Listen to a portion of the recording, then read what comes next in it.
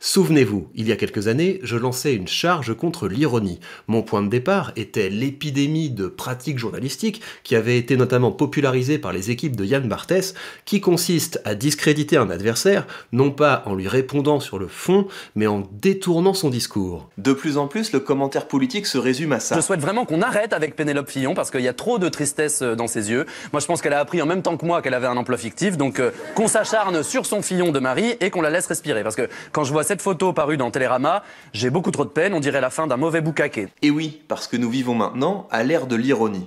Et on pourrait s'en moquer, mais le problème, c'est que cette ironie généralisée, c'est un des symptômes d'une société qui n'avance plus et d'une culture qui ne progresse plus. Partant de ce constat, je me lançais dans une réflexion plus générale sur la culture de l'ironie et sur les dangers que cette culture fait peser sur la civilisation. Tout commence par l'épopée. Il y a un territoire à conquérir, un ennemi à vaincre, un pays à construire, un peuple à fédérer.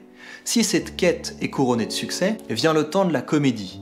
Bien sûr, il y a des péripéties, mais tout est bien qui finit bien. La preuve, le peuple est optimiste et rassemblé. Mais pendant que nous faisons la fête, nos ennemis d'hier se réarment, profitent de nos faiblesses, mettent en lumière nos parts d'ombre, font passer nos victoires pour des crimes. Il y a de quoi déprimer. Et si, quoi que nous fassions, le destin finissait par nous broyer? Et si, en chaque héros, il y avait un monstre ignoré?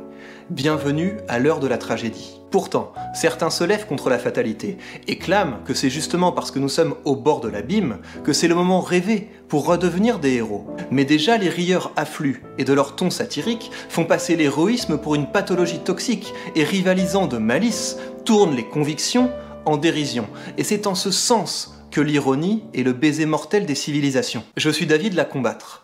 Car c'est bien cette culture de la distance, du pas de côté et du second degré qui nous a fait passer de ça à ça et de ça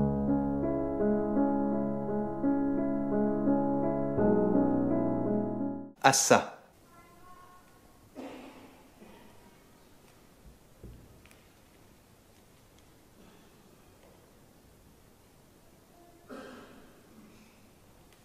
Et je sais ce qu'en disent les pseudo-penseurs désœuvrés. C'est délicieusement décalé. Je vous propose de siffler la fin de la récré.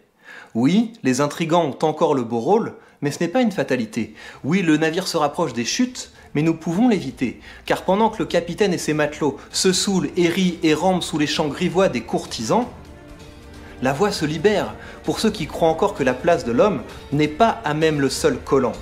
Oui, tout peut renaître, et les plantes et les fleurs et la faune majestueuse qui peuplaient nos livres d'enfants. Il n'en suffira que d'un ou d'une qui s'éveille et se lève et d'un ton à faire fuir les sarcasmes, parle. Cette conclusion épique et ma dénonciation énergique d'impostures intellectuelles et artistiques contemporaines m'a valu beaucoup de critiques. Invité dans l'émission The Swiss Box Conversation, j'ai eu l'opportunité de développer mon point de vue sur ce sujet. C'est quoi le style contemporain aujourd'hui? J'ai l'impression qu'il y a beaucoup de cynisme aussi. Ouais, c'est difficile à l'encapsuler, mais tu as sûrement une réponse à ça, le style le plus visible et prégnant aujourd'hui. Moi, je vois deux choses. Donc, effectivement, on est peut-être la génération où on se croit les plus intelligents. Parce qu'on a tous ces outils, on a tous ce passé, etc. Et donc, dans tous les domaines, on le voit.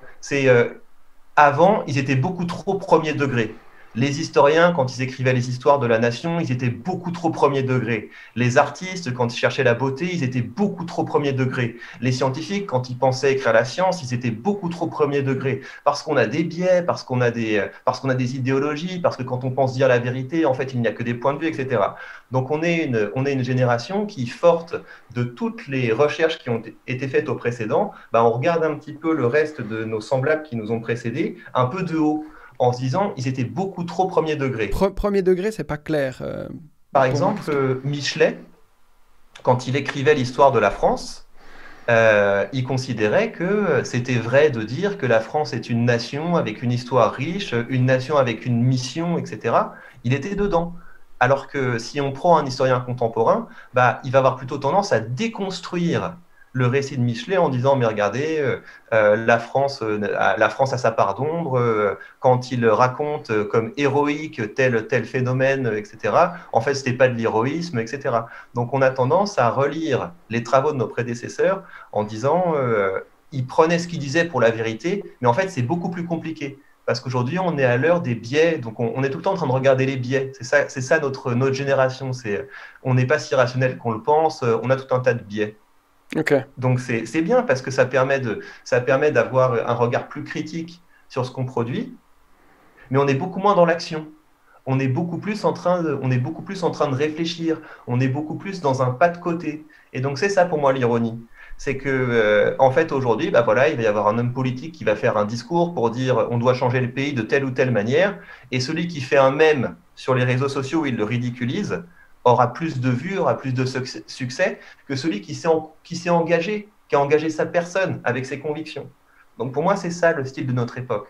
C'est une époque où on est tous un peu cyniques, tous un peu ironiques, et où on se croit très intelligent parce qu'on a du recul, parce qu'on fait un pas de côté.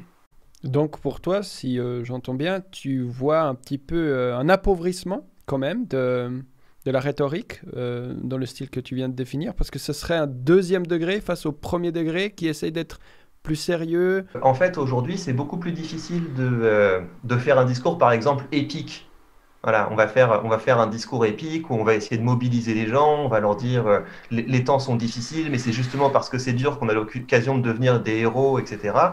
Quelqu'un qui ferait un discours avec des belles figures de style, qui essaierait vraiment de galvaniser son public, bah, il y aura toujours dans l'auditoire global des gens qui diront pour qui il se prend, qui pourront parodier son discours avec une petite musique de cirque derrière. Donc pour moi, c'est vraiment ça le style contemporain. C'est qu'on se croit très malin, on commente beaucoup, mais on produit peu. Ok. Dans tous les domaines. Non, ça me parle, effectivement. Donc, celui qui fait l'effort, il est pas récompensé d'une certaine manière. Non, parce qu'il y a une prime au cynisme. Celui qui dit « oulala, moi on me la fait pas, les choses sont plus compliquées », a l'air plus malin. Et donc, c'est socialement une posture qui est qui est mieux acceptée que celui qui s'engage au premier degré. Oui, c'est vrai. Les rieurs, les moqueurs, les critiques destructeurs, les inspecteurs des travaux finis, les commentateurs passifs n'ont jamais eu autant de place dans notre espace public. Et c'est vrai également qu'il semble beaucoup plus facile et beaucoup plus rentable d'attaquer le travail des autres plutôt que de créer soi-même.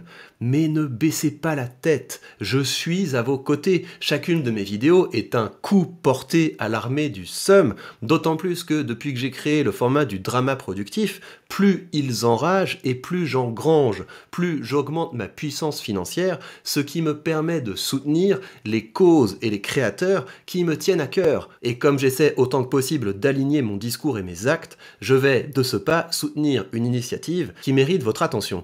Il s'agit de l'association Les Coachings du Cœur, créée par Éric Chabot, que je salue. De quoi s'agit-il? Il s'agit de permettre aux personnes qui traversent des périodes difficiles professionnellement de bénéficier d'un accompagnement par un coach certifié, et ce, gratuitement. Il s'agit donc d'aider les personnes qui auraient besoin de se faire coacher pour retrouver confiance en elles, pour renouer des relations solides avec les autres, pour remettre sur pied un projet professionnel, de bénéficier d'un accompagnement. Bien sûr, ce que je vous en dis est très sommaire et vous aurez beaucoup plus d'informations en allant sur le site de l'association. Et quant à moi, je vais de ce pas les soutenir financièrement, leur donner un petit coup de pouce grâce à l'argent que j'ai récolté en répondant à la critique haineuse de Nox à mon sujet. Bien sûr, c'est encore peu de choses, mais je compte bien travailler dur pour augmenter ma puissance financière et donc mes moyens concret de soutenir mes convictions. Parce que c'est bien beau d'avoir des idéaux, mais à un moment, il faut se donner les moyens de les soutenir. C'est pour ça que je vous encourage. Je vous encourage à cultiver une expertise. Je vous encourage à créer du contenu autour de cette expertise.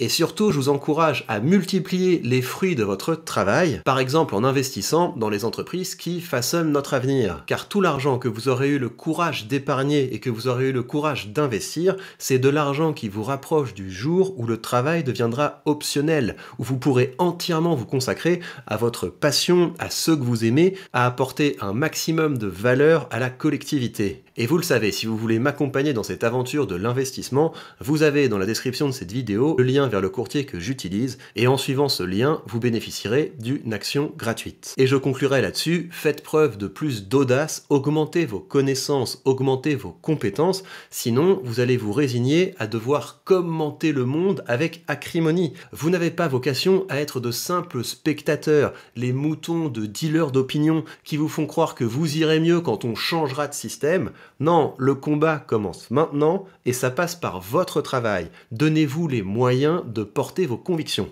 Alors, prenez bien soin de vous et au travail.